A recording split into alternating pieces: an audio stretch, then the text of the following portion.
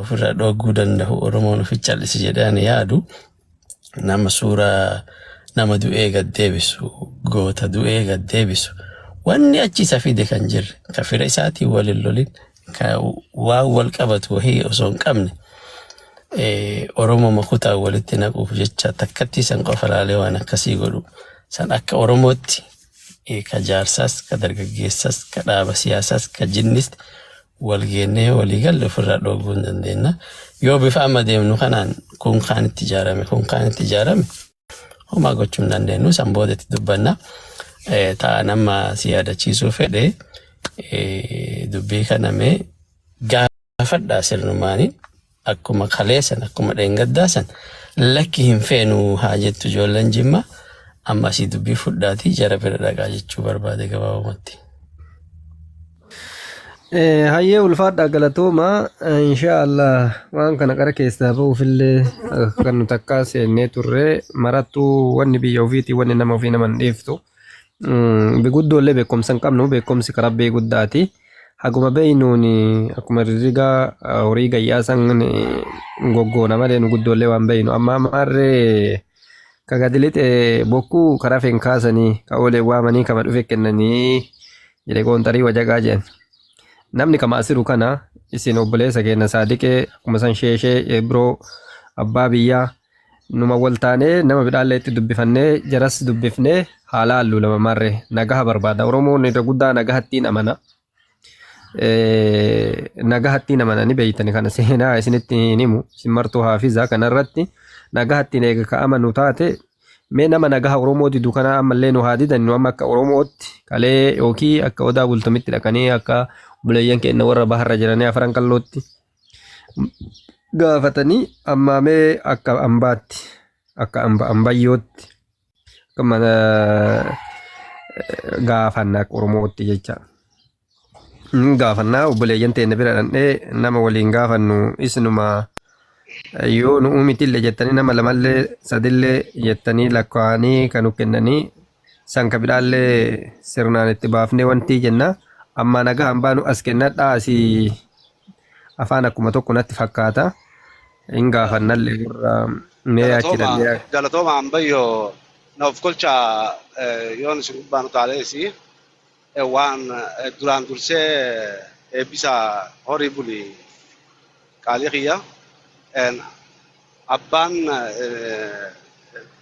banguddoon teenyaa jaalatamtuun dura itti dheeyxee dhabdee warra nagatti amanuusi warra jaalalatti amanuu galatoomanii ammallee akkuma obboleessi keenya eelamuun eebbisaan jeetti ni iyyatanii isaanii maa dubbiin isaaniiti isinii iyyatanii isaanuma hammattanii waliin dheeytan heeraa guuttanii wanni nin jechuu fadhu odoo asiin baane waan lammata isin qabatu amma firaa lafa qabaa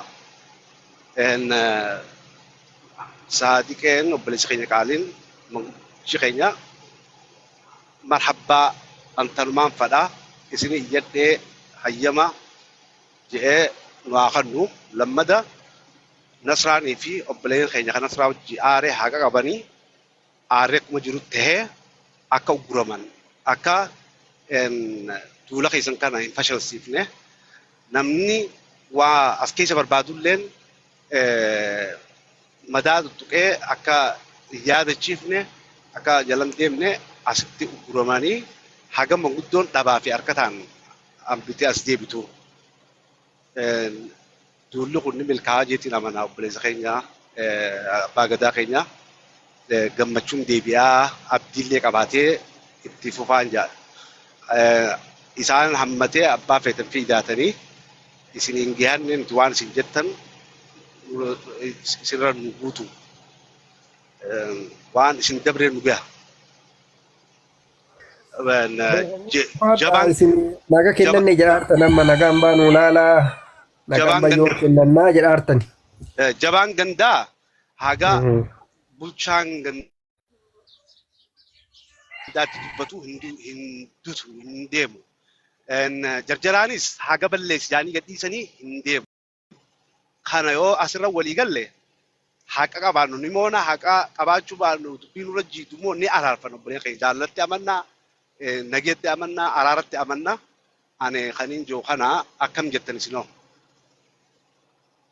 Galatoome sheeshaanillee uummata kan itti dabaluu barbaada obboleeyyan keenya abbaa biyyaatii fi saadiqeenis nama asirra jiru nama manguddummaa dhaqee manguddummaa sun harki darbamee akka barbaadanitti itti fufna jaanii jara kana xiqqeessanii jechuun namoota kabajaa qabu namoota gurguddaa hawaasa Oromoo keessa kabajaa qabu kana namni jara kanan kabajin nama biraa kabajee irraa fudhate jedhee yaadu garuu yaalii teessan gora gaafa san ni agartan jeetii yaadanii galatooma. Dubbiin bar akka amma sadarkaa lammaffaa jirra ambaatu nu iddoo obboleen keenya kasi koomantu manguddoota keenya abbaa gadaa keenya ijenne ammallee miti heeraan qabachuu feenu miti manguddoota keenya katanagee feetu araaratti amantu arkattan dubbiin irra jiitu dirriya bal'aa haqa qabaadhu nawaanni godhaa jee warratti dhaqee harka darban obboleeyyan obboleen keenya Oromoo itti jenne dubbiin karaa kanaan dabarraan waan abbootii deebituun miila wali fuuna sun rakkoon qabu. Ammoo haga dandeenyu torba waan jiraa fi torba garee galchan jaanii sani malee sunis irraa harkanna haqa sanis gana wal himanna. Ibroo kiyya. Gaabshir galatoom. Bareedduu baadiyyaa bagana gaan dhufte.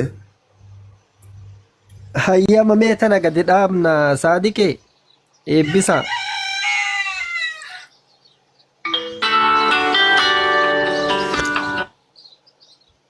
Na dhageessanii laatu mee wayitii banaa. Walumaanaadhaan dhukaa waan kana eegana ganu kennan dhandhee haa gaafannu. Mee saadiqee fi abbaa biyyaa irraa yaada fuudhanii sinuu bira jira. Dubbadhaa.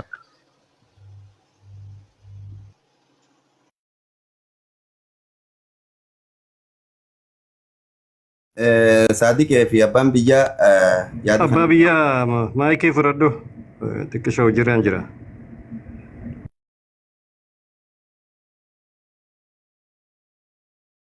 abbaan biyyaa biran jiruunsa nama wayii kan sheeritti godhadhe naa dhufe wal harkisame waalaikum salaam wa rahmatullahi wa Saadiqee barakatuh. dhagayaa jirtaami akkami hayyamummaa Abdii wal harkisame. sirraa murannaadha dubbiin. Ismaanu kumee ol gadi. Dhagaan jira dhagaan jira. Dhagahame shaashaa akkamiin beeytaa nuti taraa tokko osoo hin taane taraa lamatti deebinee isaan gaafanne. Kalee galgalaas dubbii nasraa akkamii yoo dadhabdan arraba akka ijoolleen teessan dhaabdu gaafadhaa isin gaafannaa jennaan hin dhaabnutti fufnaan hin jaan. Nuti